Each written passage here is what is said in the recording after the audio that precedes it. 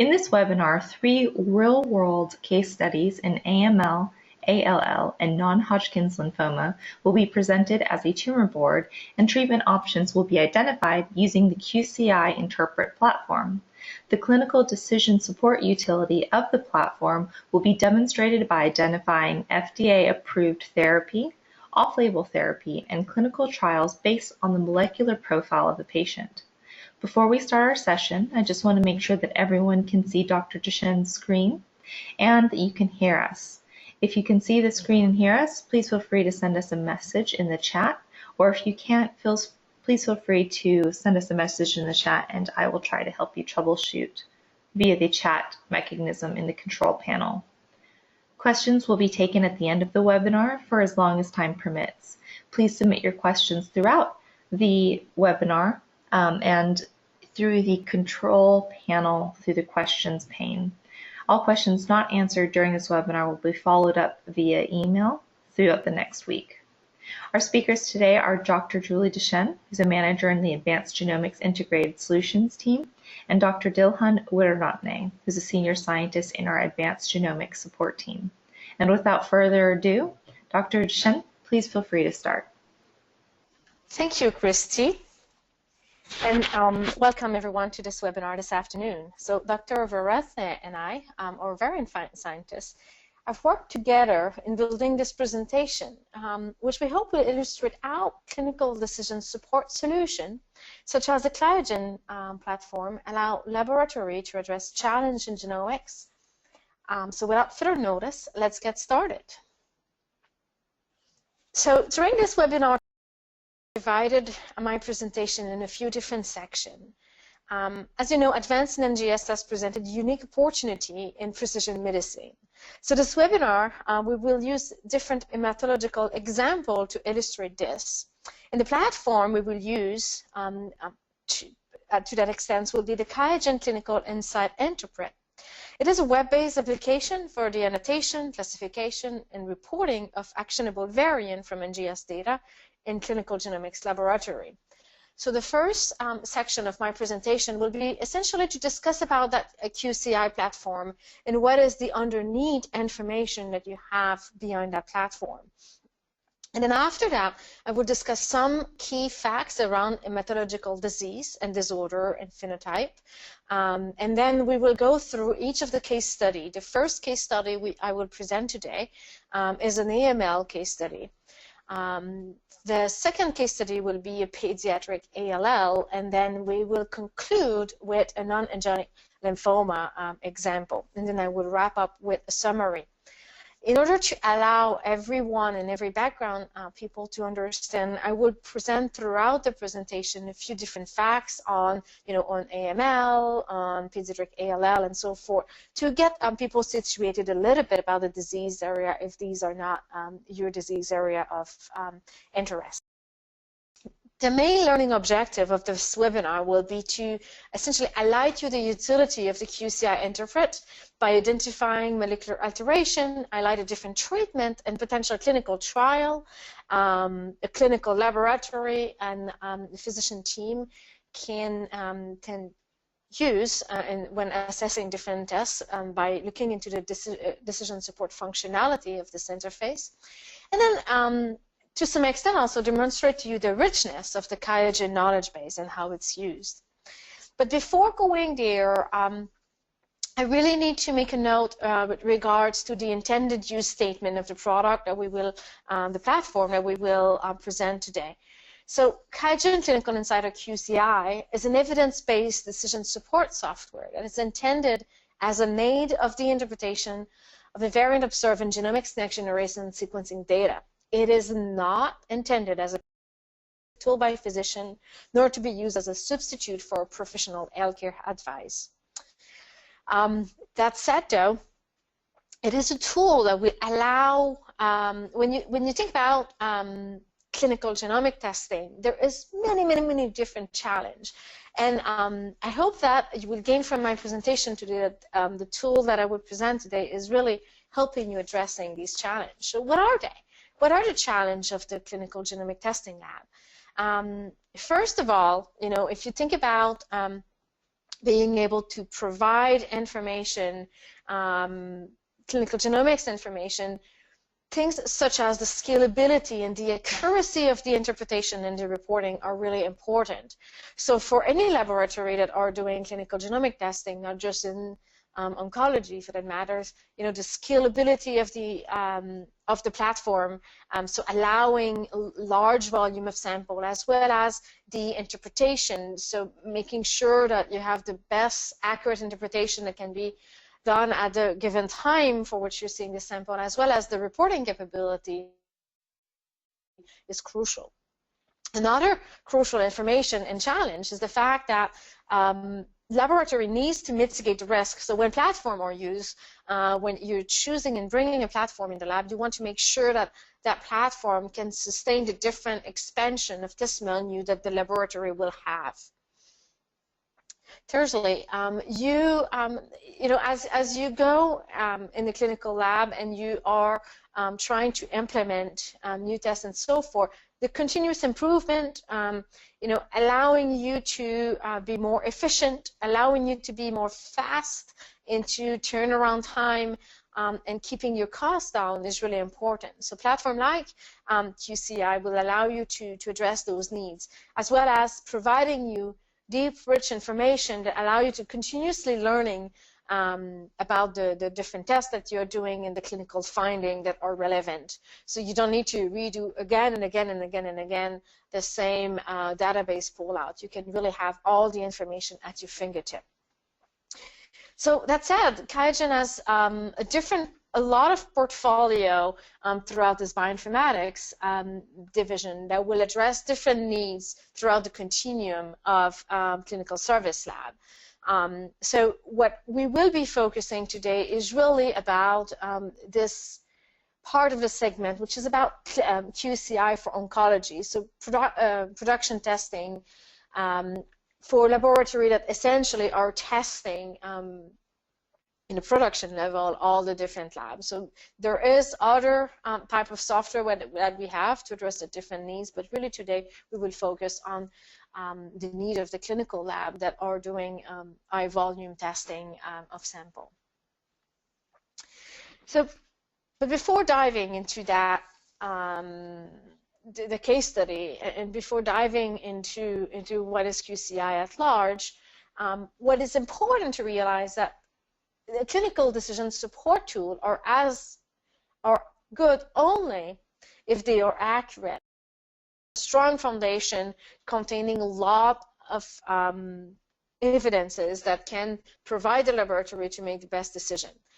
So QIAGEN has been doing that, and the QIAGEN ecosystem and platform have been doing that for over 16 years, where essentially you have deep content curation that follows strict protocol that will allow QIAGEN to look into, you know, things such as primary research, things such as clinical case count, so clinical research, as well as integrating a lot of different databases and professional guidelines, and merge that all together using a systematic ontology that allow QIAGEN to essentially develop tools like the QCI tool that we will see today. So this is really the foundation on all these different interpretation, and in particular of QCI, because you really need to have all the different content that you can get, as much content as you can get in order to make the best decision. But you also need to have that content organized in such a way that allow you, for example, to use professional guideline and compute against those professional guidelines. And the way QIAGEN is able to do that is also by having the most comprehensive knowledge base founded on really strong curation protocol. You know, I don't want to get into the detail of all the number of curator that we have and so forth, but just to give you an idea, on a monthly basis, the number of articles that the QIAGEN team of curator are doing manually is over 4,000 articles per month, which give you a lot of different articles that are currently curated. And we operate the curation team on a 24/7 basis operation. which allow essentially us to provide up-to-date information as quick as possible, which is really important when you think about clinical testing. So in a nutshell, it is the industry-leading and most scalable capability of information sourcing, curation, and management that you can find, and that is at the foundation of QCI Interpret. And QCI Interpret is really designed for the end result that you are interested in, which is essentially any clinical testing laboratory. The end result would be an actionable report, a report that they can provide to the laboratory, the ordering physician, and the clinical team that would contain the overall interpretation of the NGS data, the reported variant. If you think about more oncology-specific, often treatment and clinical trial that are associated with these variants, as well as different references, and provide that and package that in a report that are meaningful. So in today's presentation, we will use essentially 3 case studies in M cancer to illustrate the breadth of the knowledge base of QCI and how it's helping answering questions such as, is the variant real? Is it clinically relevant? Is it actionable? And the different cases that we are going to use are based both from the TCGA ontology as well as some published case from St. Jude. The first one will be an adult acute myeloid leukemia, or AML. This particular case is a really interesting one because it has a lot of different multiple driver mutation and to some extent those type of mutation that you don't necessarily come across that often altogether in the same patient. The case number 2 that we will look at is a pediatric acute lymphotic leukemia with a p53 driver mutation coming from a St. Jude dataset. And then the last one will be a non-Hodgkin lymphoma coming for TCGA as well.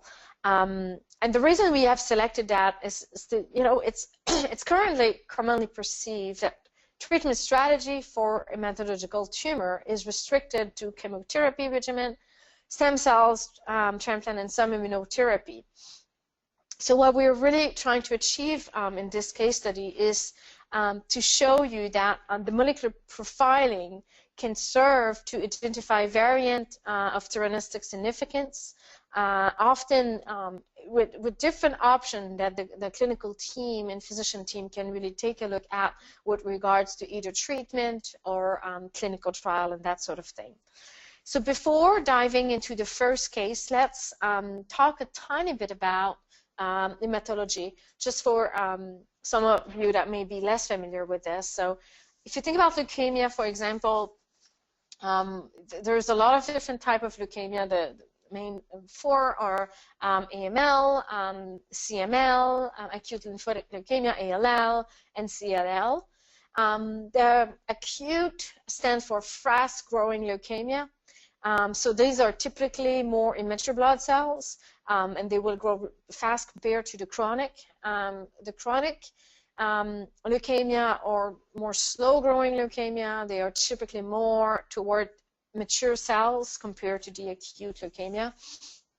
And then there's kind of two different side of it. So you have the myeloid cell that can provide leukemia, and then the lymphocytic as well, that is of interest when you think about hematology. So the first cases is essentially an AML cases. And AML is a cancer that is found in blood in the bone marrow.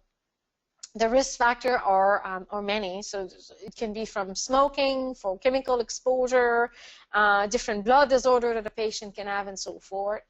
It is typically developed of uncontrolled growth of the precursor red blood cells, and sometimes white blood cells and platelets. The typical treatment for AML at this point in time is really induction chemotherapy, consolidation chemotherapy, sometimes stem cells transplant, maintenance chemotherapy, targeted therapy, and so forth. So the first case that I will show today is the case of from TCGA, as I mentioned. It is a female. At the time of presentation, she was 65 years old. The clinical diagnosis in FASEB classification for this particular leukemia is M4, acute myelomonocyte leukemia. And the aberrant cell that or the monocyte in this particular case, it is a recurrent AML patient in this cases. If you look, there's in the actual information, you will see that there was previous therapy that was used, and there's also a lot of different alteration in this tumor and potential driver alteration. So what I will do for this first case will be to essentially dive into the case using the QCI platform. So you can really take a look at how the platform is designed, how it does work, and how clinical testing laboratory can use this platform to really assess the specific variant. How also tumor board can even use the platform to really take a look and dive into specific information around a specific variant and provide recommendation in their report.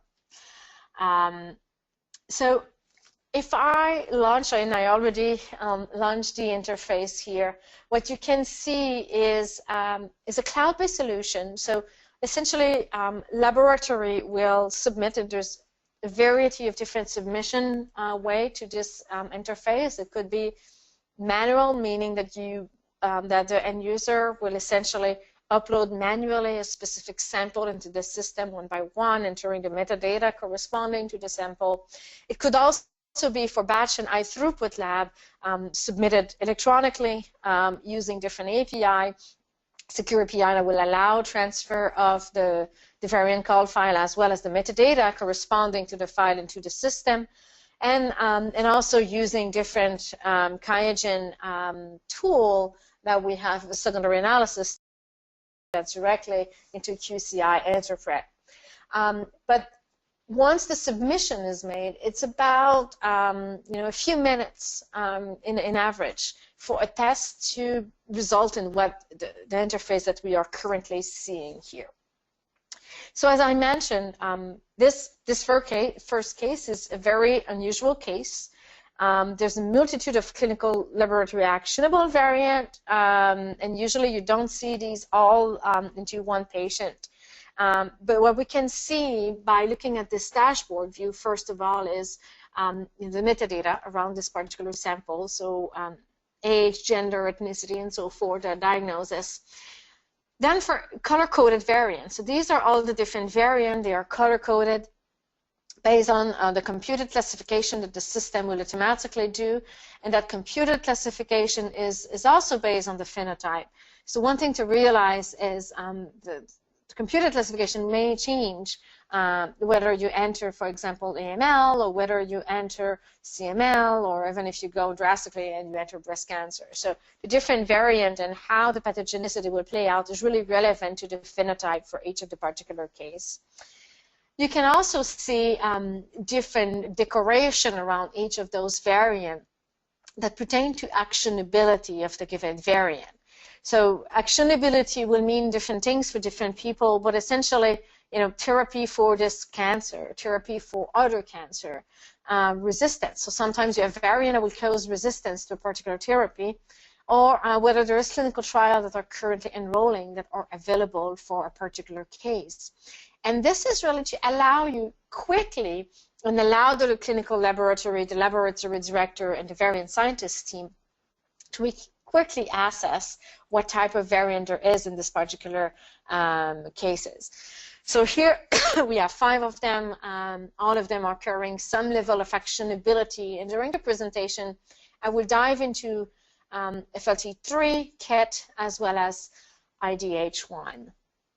If we think about FLT3 first, we can see not the typical variant that people will see, but you can see, for example, here pinpoint mutation, so D835E variant. You have the somatic frequency, the gene prevalence of FLT3 within the AML. If I dive into the specific information, so let's assume for a minute that I do not know anything about this particular gene. and I need to be able to assess the type of information that we have. So what QIAGEN Clinical Insight will provide to you then in those cases, it will provide to you this overview that would contain a lot of different sections, and these sections represent pieces of information that is relevant, that can be relevant, or can be used and leveraged to make a better decision, an informed decision on a particular variant, and decide whether the computed classification is accurate, and this is the variant that is meaningful for the particular sample that you are looking at. And one of the first sections that contain information is the variant detail section.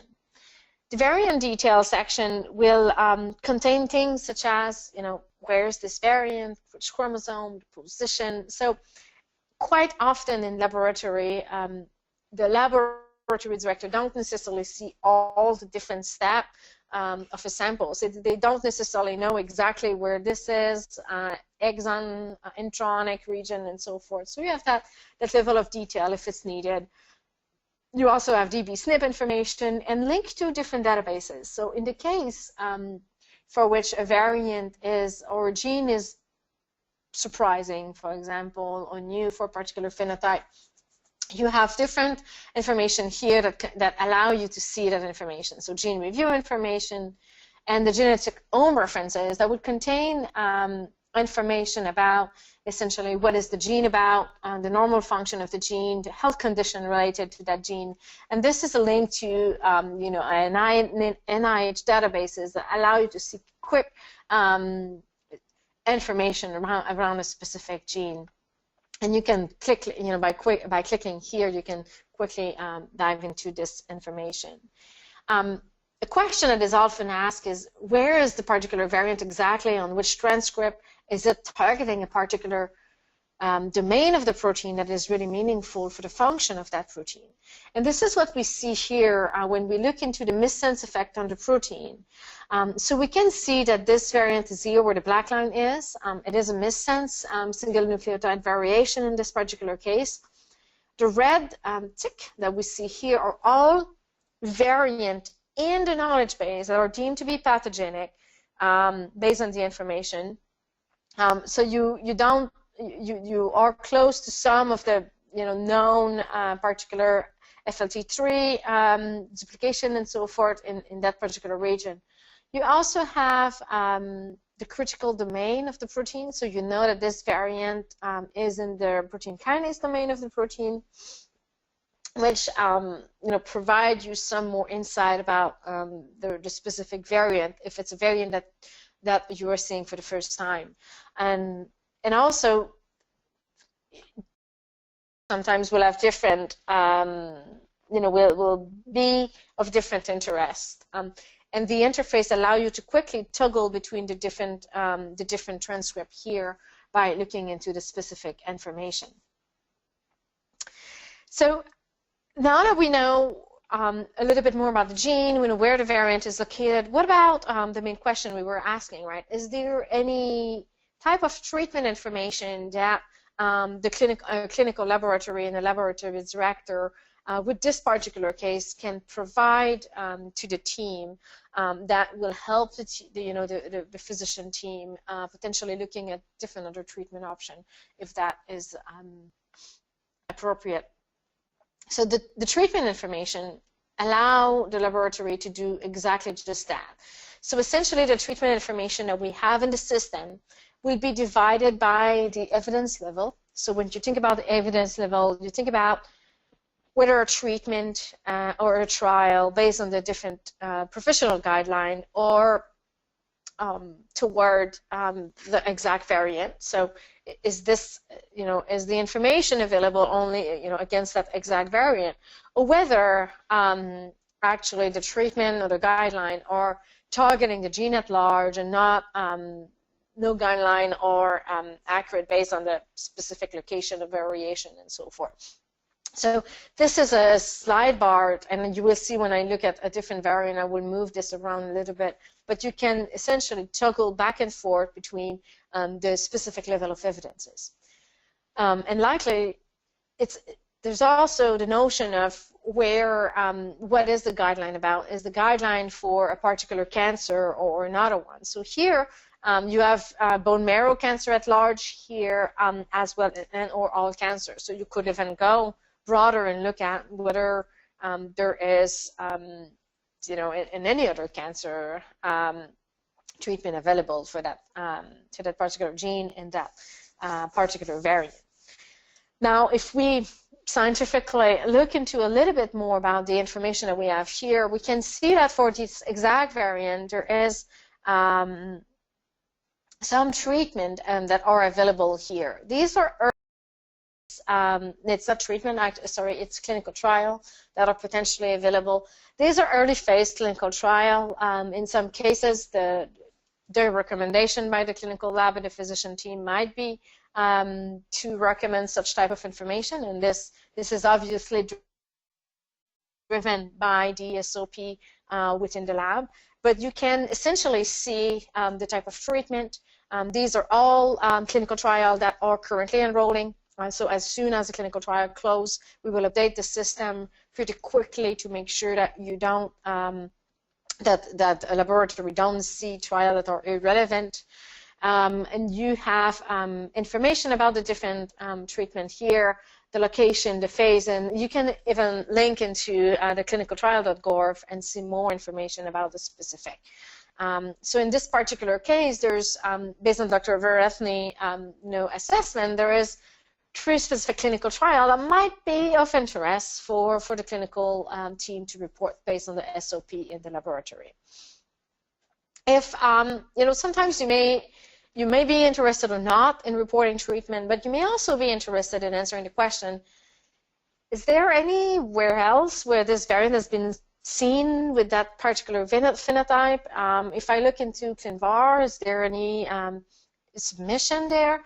So you have, yes, you can see that information, and you have other sections, such as the reported clinical case, that will essentially show you, in this case, clinical case reported in the literature that QIAGEN has created manually for this phenotype. And here we're not looking at large, all cancer. We're really looking at focusing at AML in this particular case.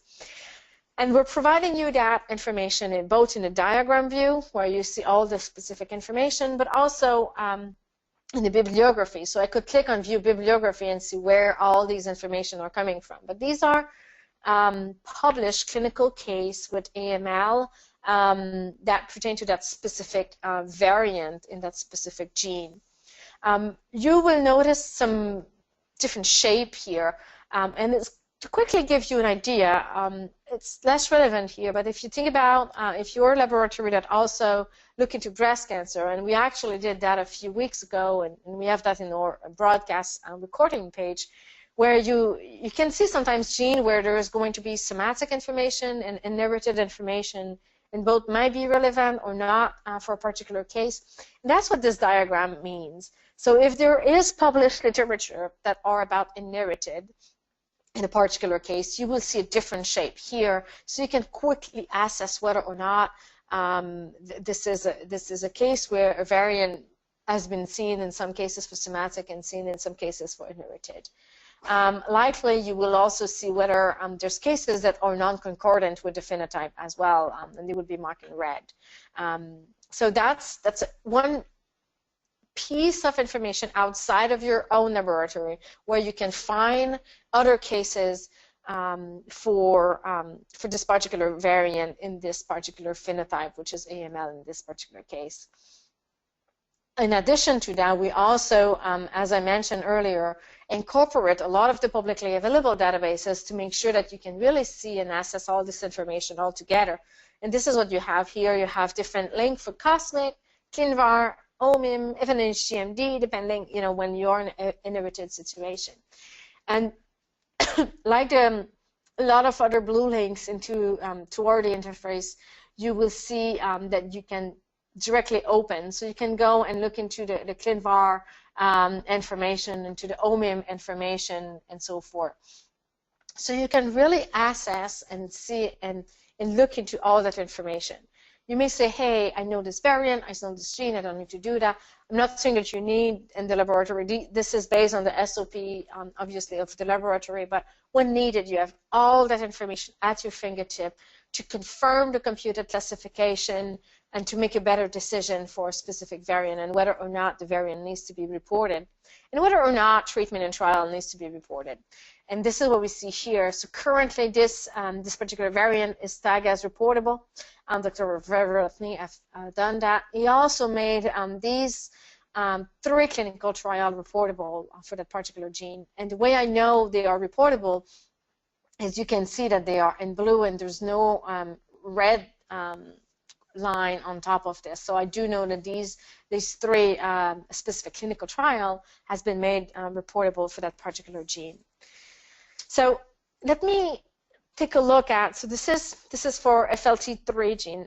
What if we're taking a look at the KIT variant for a minute? What type of information can we see for the KIT variant? So if I go back into my variant list and I look into the KIT variant, so KIT is also a variant where there is information.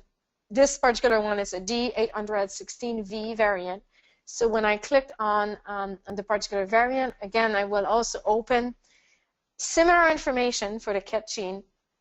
You know, it is a variant, for those of you more familiar with that gene in that disease area, that has been shown to confer resistance in some cases. So you have that information right here in the treatment information. You know that this is conferring some resistance into the information. Now, if I take a broader look at KIT at large and I make this as a gene positive, I can see also other type of information, both on the treatment side and both on the clinical trial side. And what I just did here is essentially moving around my evidence level bar from the exact variant to the gene positive to grab all the different professional guidelines for treatment and trial for the gene KIT. And then you have more information about what are these evidences, you know, KIT targeted or KIT mutation presence, mutation activating mutation, and so forth. So you have all that information. In this particular case, there is some information here for CML, which is different phenotype, and Dr. Verethny would be happy to provide more insight there. But essentially, it is possible in some cases that the laboratory, based on their SOP, may want to provide treatment and trial information outside of the disease area for which the sample should be assessed for. And this is a case where you can see that information and the decision could be made to add these treatment into the report. And that's what has been done here. You can see different potential treatment option that could be relevant for this one in an off-label situation in this particular case, or outside of the standard guidelines, so to speak. There's also, as we can see as I'm scrolling here, there is a lot of different clinical trial around KIT.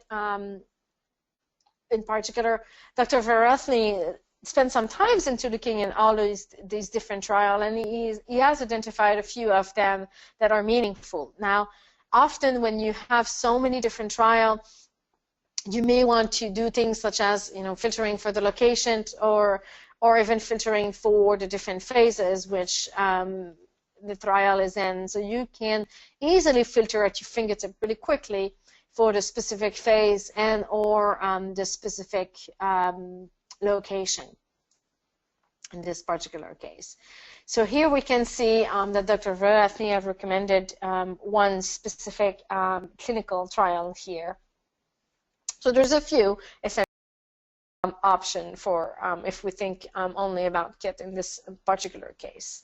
And this one is a potential interesting clinical trial simply because it's also targeting FLT3 specific variant as well as KIT variant. If I go back and I take a look also at IDH1 just for a really, really brief moment, and I look into what information we have there, again, I will go and open the variant detail. I can spend times into looking into the treatment and trial option, and there is some of them that Dr. Verethny also identify of interest here. There is also a lot of different reported clinical case count around this particular variant. And if you want to dive into what they are and see how quickly QIAGEN is providing you information, you can simply by clicking the View Bibliography, and you will have essentially the extensive list of all the different references, when were they published, so the earliest, the newest always on the top to the oldest specific case, and they are always about this particular variant and this particular phenotype. So because I'm looking at AML again, these are all publications toward AML that contain that specific variant, and these are real clinical case in the literature. And for each of them, you will essentially have the literature evidence. You can link into the PubMed abstract and then gather more information if your institution is as a subscription for, or if it's free. And then you can also have a piece of evidence and what is the information that QIAGEN has curated for this particular case. And when available, even the ethnicity will be provided in that statement. It's really driven based on the information, as much information we can gather from the publication using the manual curation. There's also, a lot of information again from other laboratory, as well as the clinical trial, as I mentioned. So if I go back and I do more of a scientific conclusion for this particular case, we have seen, I hope I was able to have you explore a tiny bit what the interface can do with regards to the variant detail, what it can do with regards to the treatment. And we have seen that there is potential treatment both for FLT3 that we have to take a look at, potential for KIT, as well as clinical trial for ADH1.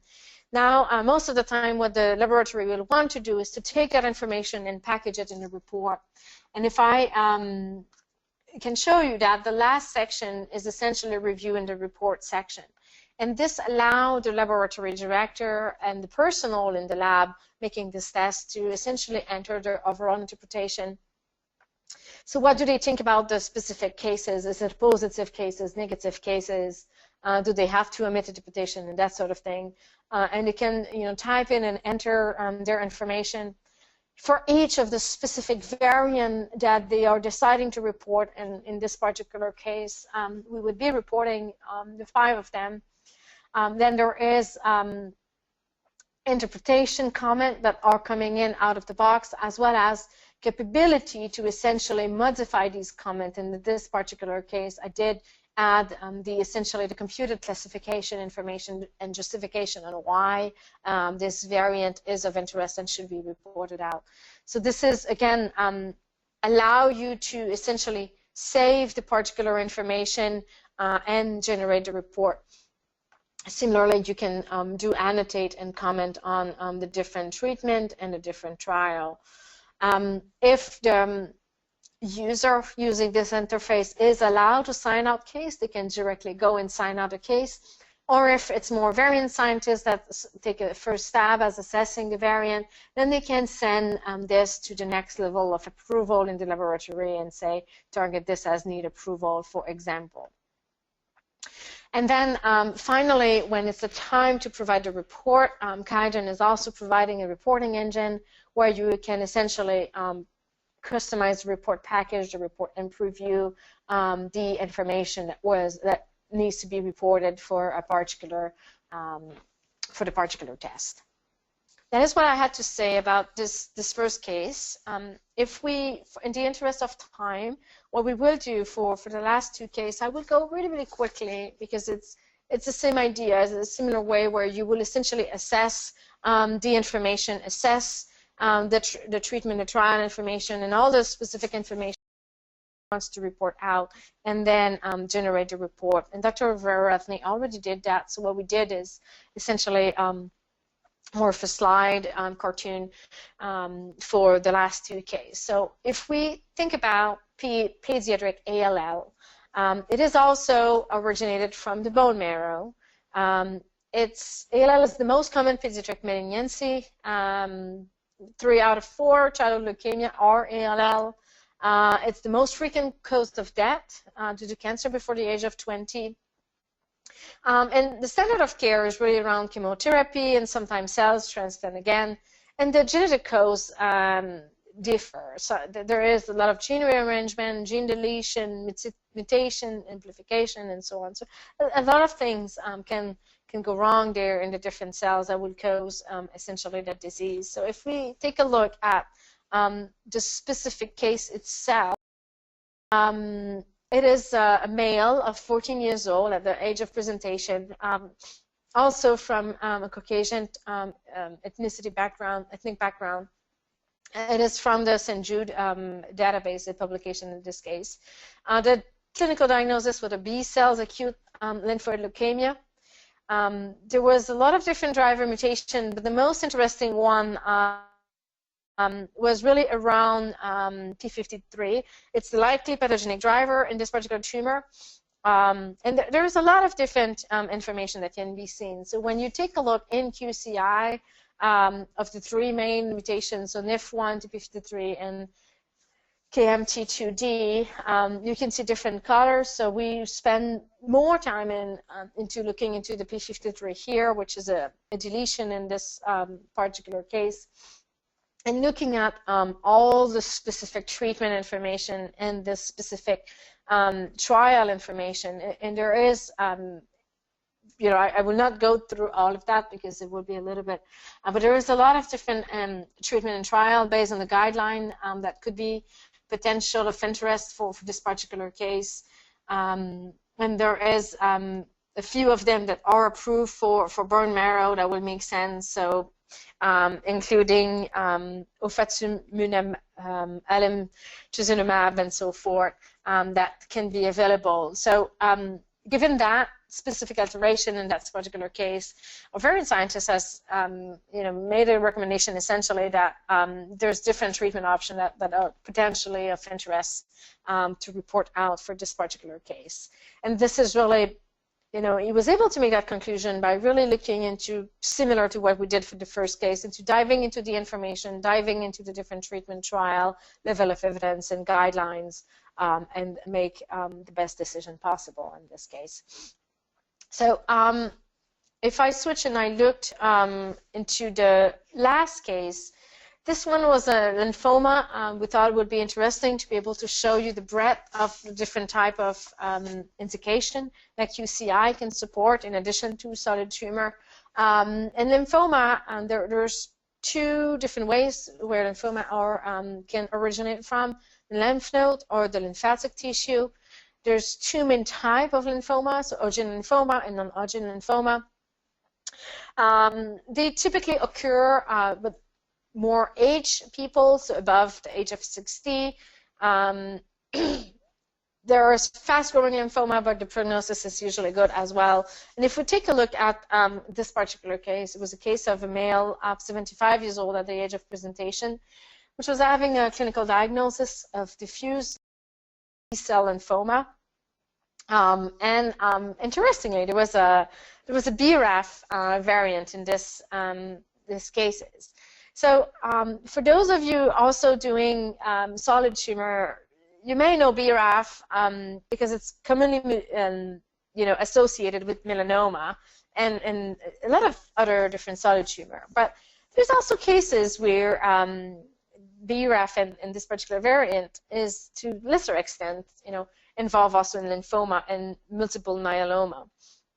And this particular patient here was presenting with K601E variant, which is essentially next to the famous BRAF V600E variant.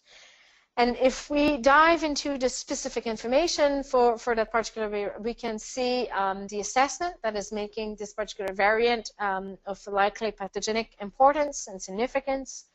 There is a lot of different treatment trial information, but the MATCH trial is potentially one of interest because this particular tremelimumab, tremetinib, sorry, is a trial that is looking at effect on in BRAF variant for cases where they do not have a V600X variant. So it might be a potential treatment that could be of interest for this particular particular patient. So and we don't have that information, but if the patient has gone through all the line of chemotherapy, given this particular trial and the fact that it's not V600, it could be that this patient would be eligible for this NCI match trial as well. So in summary, you know, QIAGEN Clinical Insight Interpret for oncology allow laboratory to really, in a scalable way, an accurate way, see a lot of specific information around their variant of interest, not just in blood cancer, but also in solid tumor. And you essentially has a dashboard that will allow you to quickly color-coded way, in dashboard way, to see the specific variant, what they are, the actionability that they carry, access to bibliographic information. As QIAGEN curate them on a weekly basis, you see more information. And access also clinical trial and treatment within the context of the different professional guideline. And then finally, collate all that information and generate the actionable report that is meaningful for the lab. And in a nutshell, essentially, this platform allows you to stay current by tapping into the QIAGEN knowledge base, the most trusted source of clinical and biological finding information for clinical reporting. It's allowing the laboratory to increase the throughput of your clinical geneticists and variant analysts by giving them all the information under the same roof and quickly access the different information. Stay current with up-to-date, curated knowledge based on scientific, clinical, therapeutic, prognostic, and clinical trial evidences. It's also improving your clinical decision-making by automatically applying a relevant professional guideline and classification rule. And then provide maximum flexibility because you can integrate this platform in your workflow and customize some of the laboratory policies so it makes sense for your particular workflow. You can also develop a private lab-specific variant knowledge base by using this interface. So I would like to thank you all for attending the webinar today. I do hope that you were able to learn something. And then we will close the webinar for now, and then stay here for questions. And you can send general question to me, or Dr. Varathni is also available to answer more specific question around the case itself. Thank you very much, Dr. Shen. And as she mentioned, Dr. Deshant and Dr. Varathni will be ready for questions before closing out this webinar. So just starting off with a couple of questions, thank you for the interesting case studies. And the AML case seems to be a great example of how targeted therapy becomes clinically relevant in hematological tumors. Can you elaborate more on that case? Yes, absolutely. This is Dr. Veeraratne. Yeah, so that so the AML case is a really great case of how targeted therapy becomes relevant in leukemias.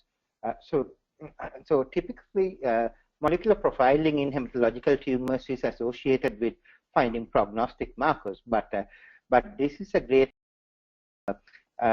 now in this patient's case, the patient has undergone at least 2 or 3 lines of therapy. The patient was first put on cytarabine and daunorubicin, and after that, the patient had stem cell transplant and also maintenance chemotherapy.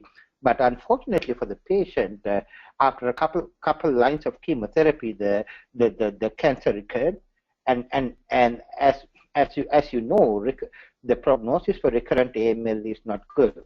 But this is a really great case where molecular profiling identifies many genes of or many variants of potential therapeutic opportunity.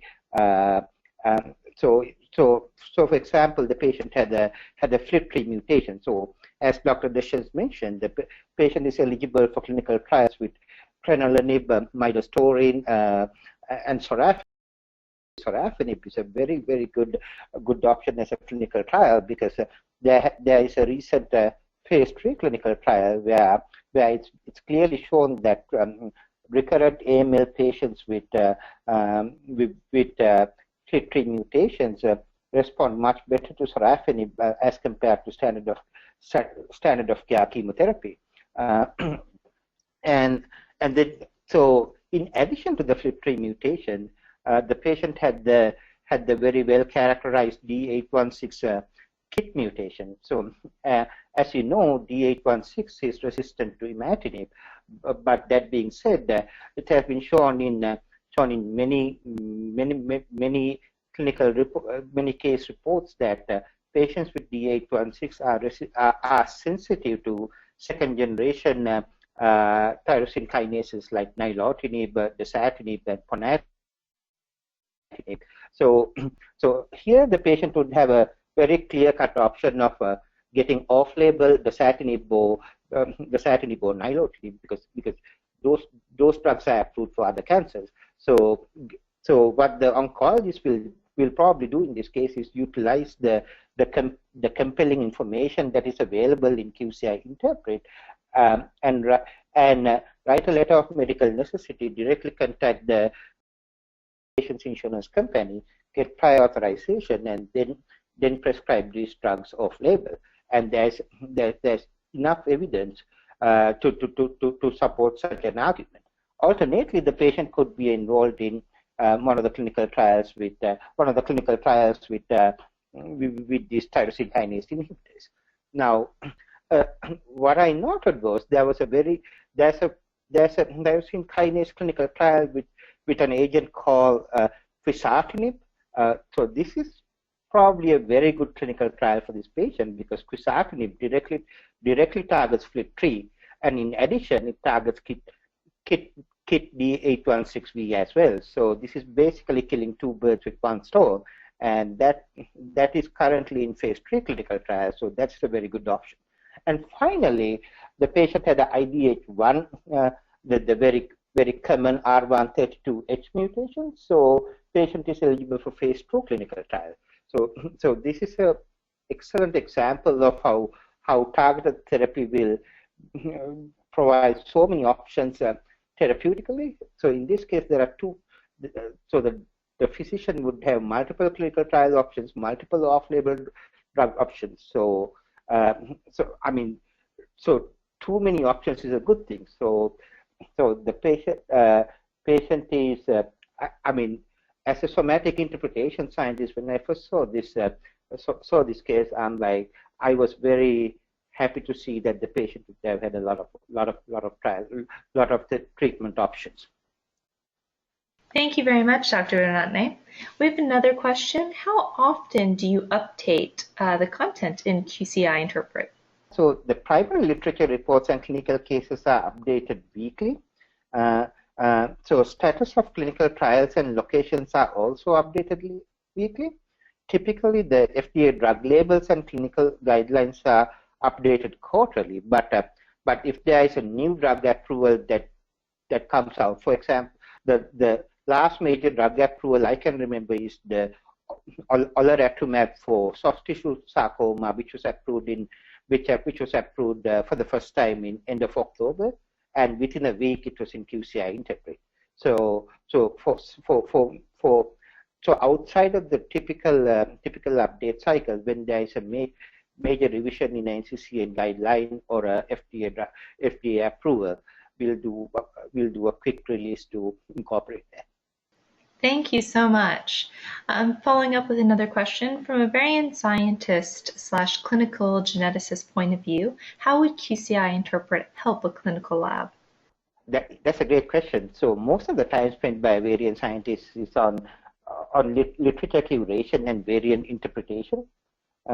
So we've done an internal study at QIAGEN where we have shown that QCI Interpret reduces the test interpretation time by 75%. So the extra time that is saved can be used for secondary review, QA and compliance, and scalability. And another advantage of QCI Interpret is that we implement ACMG guidelines, and that with many curated evidence from published literature, NCCN guidelines, and also as Dr. Desha's mentioned, FDA, EMA drug labels, all done by our expert PhD, MD level expert curators. I think the other definitive advantage of using QCII is that the platform interpret the entire genetic profile, the genetic profile of a patient in its entirety, rather than by variant basis. So essentially, the treatment options and trials that are recommended are given in consideration of the whole genetic profile of the patient, and not by variant, as some providers do. Thank you very much again, Dr. Uranatne. And thank you everyone for joining us today for our webinar on QCI Interpret and how to identify targeted therapy in clinical trials in hematological tumors. Again, we'd like to thank all of the attendees and Dr. Deshen and Dr. Uranatne. To find out more about other QIAGEN Bioinformatics products or QCI Interpret, please visit us at QIAGENBioinformatics.com. This will conclude our webinar, and have a wonderful day, everyone. Thank you.